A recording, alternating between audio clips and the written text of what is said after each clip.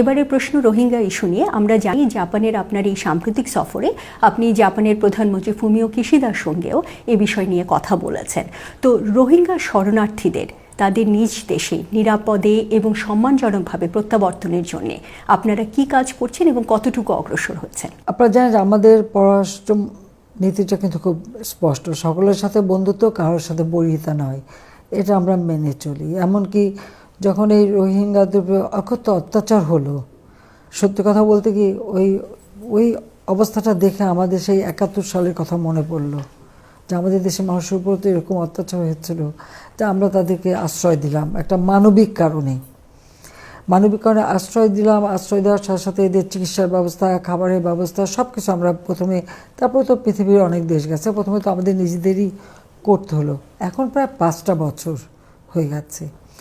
আমরা কিন্তু আন্তর্জাতিক পর্যায়ে সকলকেই এই অনুরোধটা করছি যে অন্তত তারা যেন তাদের নিজেদের দেশে ফিরে যেতে পারে। আবার সেই সাথে সাথে আমরা আরেকটা কাজও করেছি। আমরা কিন্তু আমাদের প্রতিবেশী দেশ যেহেতু মিয়ানমার, তাদের সাথে আমরা কোনো ঝগড়া করতে যাইনি, আমরা তাদের সঙ্গে আলোচনা করছি। আমরা বারবার তাদের সাথে কথা বলছি, আমাদের সাথে আলোচনা হচ্ছে যে এটা আপনাদের দেশের নাগরিক, আপনারা তাদেরকে ফিরিয়ে নিয়ে যান। তো এভাবে কিন্তু আলোচনা আমাদের সাথে চলছে, আলোচনা হচ্ছে। তারা একসময় বেশ ভালো পজিটিভ, একসময় আবার নেয় না, এরকমই একটা অবস্থা চলছে। কিন্তু সত্যি কথা বলতে কি এটা বাংলাদেশের জন্য এখন একটা বিরাট বোঝা হয়ে যাচ্ছে। দ্বিতীয় কথা হচ্ছে প্রতিদিন নতুন নতুন শিশু জন্ম নিচ্ছে, সেই সাথে সাথে যারা ছোট ছিল তারা এখন বড় হচ্ছে। সব থেকে যেটা মানে আশঙ্কাজনক সেটা হচ্ছে এদের অনেকেই ওই অস্ত্র চোরা কারবারি অথবা ড্রাগ ট্রাফিকিং বা হিউম্যান ট্রাফিকিং, এই মানব পাচার, মাদক পাচার, এই সবার সঙ্গে জড়িয়ে যাচ্ছে। এবং তার মধ্যে তারা নিজেরা ক্যাম্পে নিজেদের মধ্যে নিজেরা গণ্ডগোল করছে, নিজেরা নিজেদেরকে খুন করছে, মারছে, নিজেরা নানা ধরনের অপরাধে জড়িয়ে যাচ্ছে। কাজে এরা যত তাড়াতাড়ি নিজের দেশে ফেরত যেতে পারে তাতে তাদের জন্য ভালো, তাদের শিশুদের জন্য ভালো। এখানে হয়তো কিছু এনজিও কাজ করছে, হয়তো কিছু শিশুকে লেখাপড়া শেখাচ্ছে, বা আমরা সরকার থেকে কিছু সুযোগ করে দিচ্ছি, এটুকু। কিন্তু এটা তো সার্বিকভাবে একটা জাতির জন্য ঠিক না। তারা যত তাড়াতাড়ি তাদের নিজ দেশে ফেরত যাবে, তারা তাদের মতো ভালোভাবে বাঁচবে, এটাই তো বড় কথা। তো সেজন্য আমরা কিন্তু সবসময় চেষ্টা করে যাচ্ছি এবং সকলকে আমরা এই অনুরোধটা করছি যে মিয়ানমার যেন তাদের নাগরিকদের তার দেশে ফেরত নিয়ে যায়, সেই ব্যবস্থাটা করার জন্য।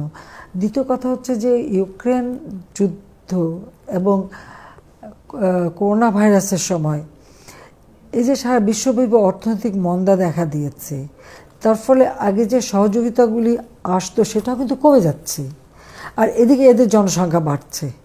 বাংলাদেশ ইতিমধ্যে আমাদের একটা ছোট ভূখণ্ড, সেখানে আমার 17 কোটি মানুষ। আমরা তাদের খাবার, তাদের সব কিছু কাজ করব, তারপর আবার এই অতিরিক্ত বোঝাটা আমরা কতদিন বইতে পারবো? আর কক্সবাজারে আমাদের যে জনসংখ্যা তার থেকে এদের জনসংখ্যাটা এই জন্য বেশি, এবং আরও দিন দিন তো তাদের বৃদ্ধি পাচ্ছে। যখন এরা আমাদের দেশে প্রবেশ করে 40,000 মহিলা প্রেগনেন্ট ছিল। চিকিৎসার ব্যবস্থা, এই বাচ্চাদের শিশুদের ডেলিভারির ব্যবস্থা সব কিন্তু আমাদের করতে হয়েছিল। আমরা পরে বন্ধুপ্রতিম দেশগুলির সহযোগিতা পেয়েছি, কিন্তু প্রাথমিকভাবে তো আমাদেরই করতে হয়। কিন্তু এই বোঝা তো বাংলাদেশের জন্য আর বয়ে নেওয়া সম্ভব না, আর তাদের জন্য ভালো না। কারণ এই যে শিশুরা একটু বড় হয়ে নানা রকম দিকে চলে যাবে, এটাও তো ঠিক না।